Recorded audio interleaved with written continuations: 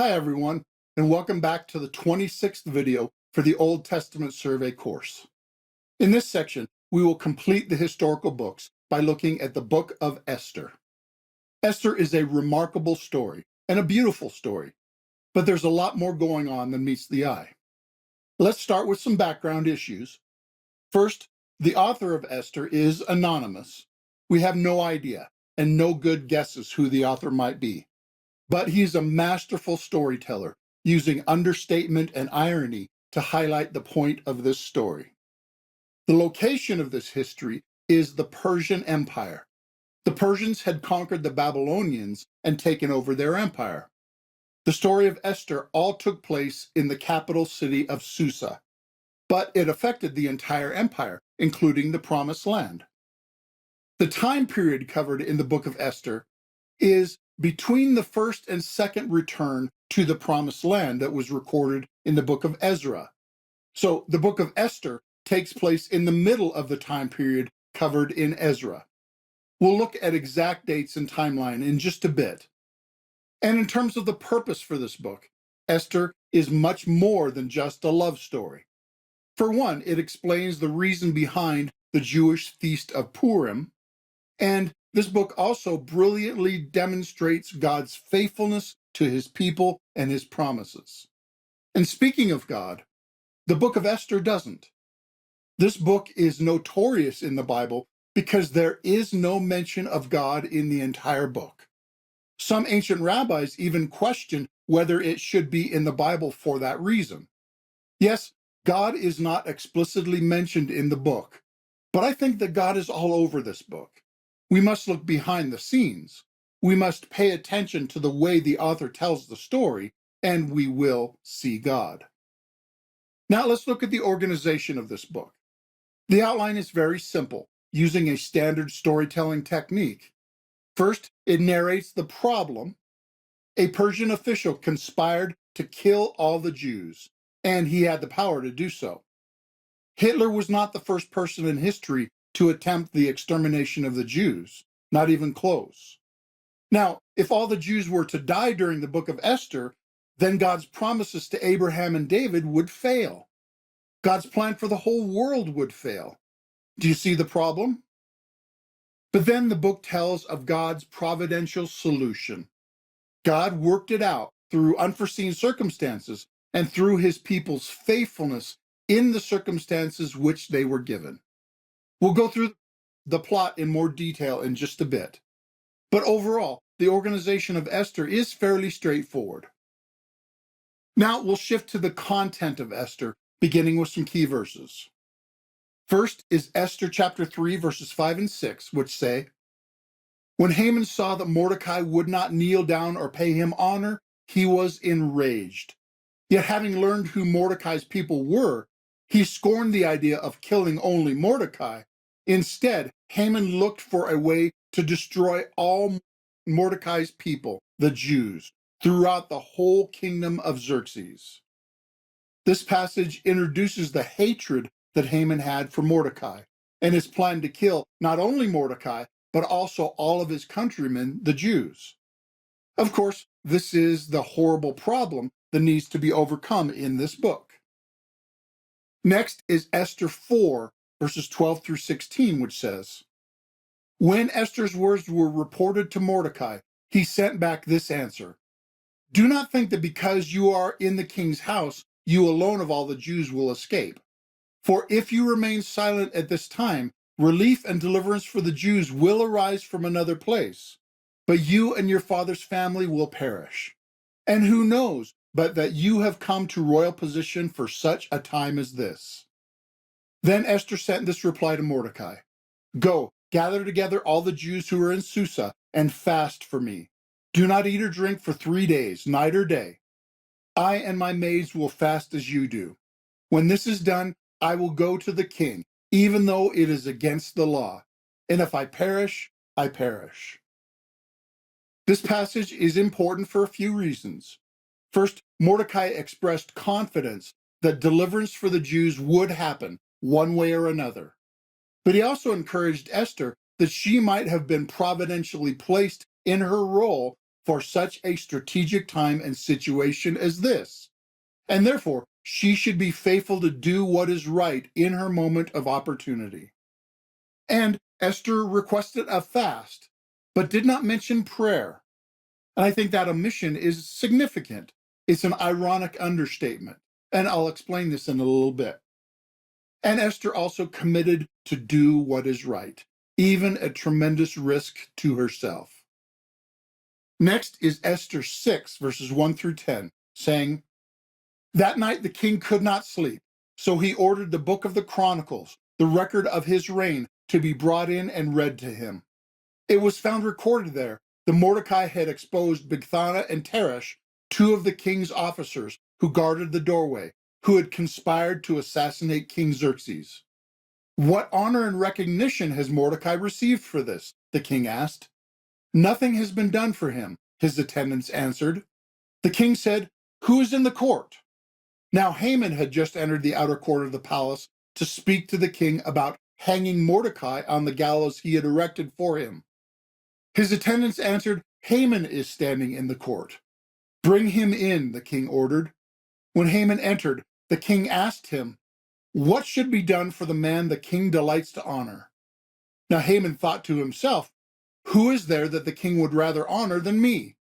So he answered the king, "For the man the king delights to honor, have them bring a royal robe the king has worn, and a horse the king has ridden, one with a royal crest placed on its head. Then let the robe and horse be entrusted to one of the king's most noble princes. Let them robe the man the king delights to honor and lead him on the horse through the city streets, proclaiming before him, 'This is what is done for the man the king delights to honor.'" "Go at once," the king commanded Haman. "Get the robe and the horse and do just as you have suggested for Mordecai the Jew, who sits at the king's gate. Do not neglect anything you have recommended." This passage represents the beginning of the turnaround of the story, when the bad guy starts to lose. And notice how this hinges on so many coincidences. The king could not sleep, and they read to him, and they just happened to read about Mordecai helping the king, and Haman the villain just happened to be there. And the tables were magnificently turned on Haman, and he received the foreshadowing of his eventual catastrophic downfall before Mordecai's people, the Jews. And finally is Esther 7, 1 through 6. I'll just read parts of this passage, which says, "So the king and Haman went to dine with Queen Esther, and the king again asked, 'Queen Esther, what is your petition? It will be given you. What is your request? Even up to half the kingdom, it will be granted.' Then Queen Esther answered, 'If I have found favor with you, O king, and if it pleases your majesty, grant me my life. This is my petition, and spare my people. This is my request. For I and my people have been sold for destruction and slaughter and annihilation.' King Xerxes asked Queen Esther, 'Who is he? Where is the man who has dared to do such a thing?' Esther said, 'The adversary and enemy is this vile Haman.'" This passage is the climax of the story, where the queen asked the king to spare her life and her people. Haman thought everything was going his way, and he was favored by the king and queen, and his plan to kill all his enemies was about to be fulfilled. But with one question, all of that changed, and the king became furious with Haman and was about to do to him what he had planned to do to the Jews. These key passages summarize the key moments in this entire story and subtly point out the key messages of this book, which we'll come back to before too long. Now, let's work through the plot with a little more detail. As I mentioned in the outline, the story moves from problem to solution. And this book reads like an old-time melodrama. You may have seen one of those exaggerated dramas, and they typically have a cartoonish villain in a black cape where everyone in the audience boos and hisses and throws popcorn when the bad guy comes on the stage. Well, Haman is the despicable villain in this story. And in a melodrama, the crowd cheers when the hero comes on stage. And in this story, both Mordecai and Esther share the role of hero. Though, like all biblical history, God is the ultimate hero of every story. And in a typical melodrama, the villain has an evil plot, and it is tense for a while when it looks as if the bad guy will succeed. But at the last minute, the hero comes through, and the villain is punished. Those modern melodramas are following the storyline that we see in the ancient book of Esther. And like a melodrama, when reading Esther, we should despise the villain and cheer for the heroes. And we should rejoice when the good guy wins and the bad guy is foiled again. In the book of Esther, we see the problem in chapters 1 through 3. It starts when Queen Vashti was deposed as queen of the Persian Empire, and Esther eventually was chosen to replace her as queen. Esther was Jewish, but kept her nationality a secret on the advice of her uncle Mordecai. And it turns out that earlier Mordecai had done a service to the king, protecting him from assassination. And then Haman, one of the king's high officials, despised Mordecai because of Haman's prideful insolence. And because Mordecai was Jewish and Haman was an Amalekite, a traditional enemy of the Jews, Haman plotted to have all the Jews exterminated. His hatred for one Jewish man was applied to every Jewish person.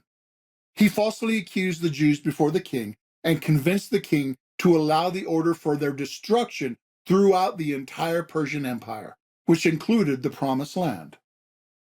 And then is the providential solution in chapters 4 through 10. First is Mordecai's request to Esther for her to use her position as queen to help. Then, after fasting and preparation, Esther went to the king at great risk and requested that the king and Haman come to a special banquet she was preparing. Haman was filled with pride and arrogance because he was singled out for special treatment by this request. But in the meantime, Mordecai received his reward from the king, and Haman was humiliated by being the one who was forced to honor Mordecai, whom he despised. Then Esther finally told the king her request in the presence of Haman. She said, "I request that my life be spared." And the king was dumbfounded and enraged. He said, "Who's trying to kill you?" And Esther replied, "This vile Haman." You can just imagine the smug smile being wiped off of Haman's face. And he panicked and begged for mercy from the queen. But the king was furious and had Haman killed in the manner by which Haman had planned to kill Mordecai. And Mordecai was promoted as the king's advisor. And the order to exterminate the Jews was countered with an order that the Jews should defend themselves from all their enemies. And the Jews triumphed and celebrated with the Feast of Purim. So that at the end of the story, not only were the Jews not exterminated, but they were elevated and some were entrusted with key positions in the Persian Empire. And there was much rejoicing. Now, finally, let's go back to the timeline, not only of the book of Esther, but its relationship with the return of the Jews from Babylon to the Promised Land. In 538 BC was the decree by King Cyrus and the first wave of return under Zerubbabel. And the temple construction was begun at that time. Then in 520, work on the temple was renewed after being stopped for over a decade. And in 515, the temple was completed. The king of the Esther story reigned between 486 and 465 BC. We don't know for sure, but the Esther story likely happened nearer to the end of his reign. Then in 458, Ezra returned to the Promised Land with a second wave of Jews going back to Judah. And remember that Ezra went with the king's blessing and tremendous financial support from the Persian Empire. Then in 445 BC was the third return under Nehemiah and the rebuilding of the wall. Remember that Nehemiah returned with the blessing of the Persian king and was appointed governor over Jerusalem. So why do you think Ezra and Nehemiah were given favor by the Persian government? Ezra and Nehemiah received favorable answers to their requests. and this may very well have been influenced by the continued impact of the queenship of Esther and by the favored position of Mordecai the Jew in the Persian government. Remember, Esther is more than just a love story. It impacted generations of Bible history after these events, and it happened through seemingly insignificant coincidences and the faithful obedience of people in the circumstances into which they were put. Mordecai's question was prophetic when he asked, "Who knows but that you've come to royal position for such a time as this?" Well, God had placed her in such a position, in such a time as that, for the long-term influence it would have in history to fulfill God's plans to bring his people back to the promised land. And that brings us to the theological themes of Esther. First is God's poetic justice. Haman got exactly what he deserved, and Mordecai got what Haman wanted. Haman got exactly what he had plotted against Mordecai.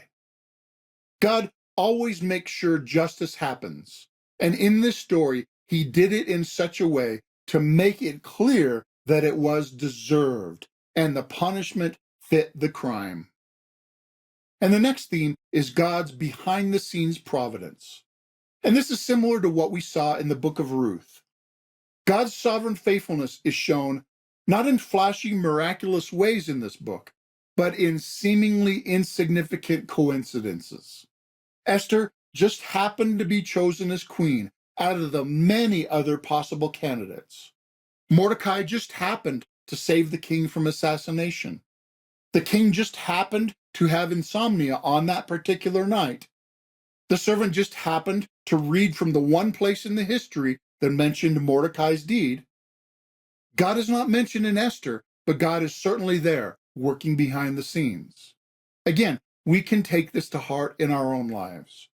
You may not always see God evidently working in all your situations and circumstances, but he is working. He is God. Be faithful and trust him, because you never know the long-term effects in history of what God is doing today through your simple acts of obedience in seemingly small matters.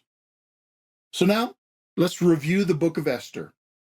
First, we'll review the organization of Esther, and this is problem and solution. And then we'll review the themes of Esther, and they are poetic justice and providence. And now, because Esther is the last of the historical books, let's review the historical books and try to guess their one-word summaries. Like we did with the Torah, I will summarize each book with only one word. But before I do, I want you to consider for yourselves, what word do you think would be most appropriate to summarize each of the historical books? If you need to pause the video for a minute to think it through, feel free, but stop it quick, because I'm about to list these books and their one-word summaries. The first historical book is Joshua, and I've gone with the fairly obvious choice of conquest.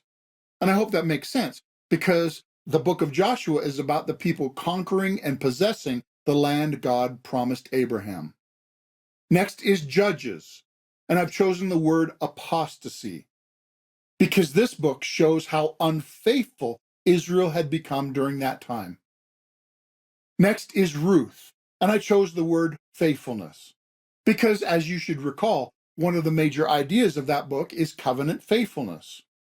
Ruth is faithful to her mother-in-law, Boaz to Ruth, but especially the Lord is faithful to his people. And then is Samuel, consisting of the books of 1st and 2nd Samuel together. I'm summarizing both books of Samuel with the word monarchy. And I hope this is obvious as well, because the books of Samuel tell about the start of the monarchy and describe the kind of king that God wants. Next is Kings, both 1st and 2nd Kings. And I've chosen the word divided. There's a lot going on in Kings, and many words would be appropriate as a summary word for this book. But I chose the word divided to highlight that the unified people of God were divided into two nations, both of which later were conquered because of their sin. Next is the books of Chronicles, which I've summarized with the word temple, because the emphasis of Chronicles is on the temple and Levitical worship. And I've summarized Ezra and Nehemiah together with the word return. And I hope that choice is obvious enough, because both of these books narrate the return of God's people to the promised land. And finally, I've summarized the book of Esther with the word providence, because of God's behind-the-scenes working to save his people. And because we've come to the end of the Old Testament history, let's review the 5 epochs of history. First is the prehistory, which covers the creation, fall, and the spiral downward in sin. Then the patriarchs. God chose one man, Abraham.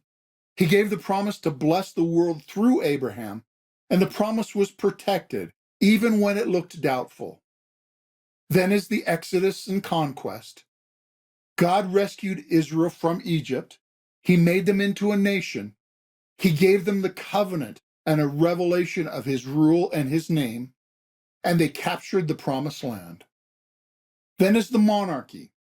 They requested a king like the other nations, and God gave them a series of kings who led the nation toward scrub or away. The nation was divided, and the northern kingdom was taken over and ceased to exist. And finally is the exile return. The southern kingdom was taken captive to Babylon, but a small remnant returned to the land, and it struggled to be the kingdom of God.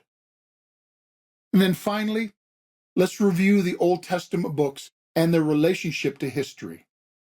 The books of Genesis through Kings is one continuous narrative, and then Chronicles through Esther retells part of this history and covers later history as well. And then the poetic books and the prophetic books are spread throughout this history, as we'll see in future sections. But what about Israel's future? The prophets will point forward, and from them we will get a glimpse of what God has in store. But we must wait until the New Testament to get the whole picture. Remember, the Old Testament is an unfinished book. But one thing I think we can be sure of at this point is how many of God's promises will fail. None. God's promises do not fail. The Old Testament is a record of human failure. God's people could not keep his covenant with them. But the Old Testament is also a record of God's faithfulness. If the entire human race is a failure because of the sin of Adam and the sin inherited from Adam, what is the hope of humanity? There seems to be a need for a new start, a new creation, a new Adam, a new heart, and a new spirit. We need a Savior.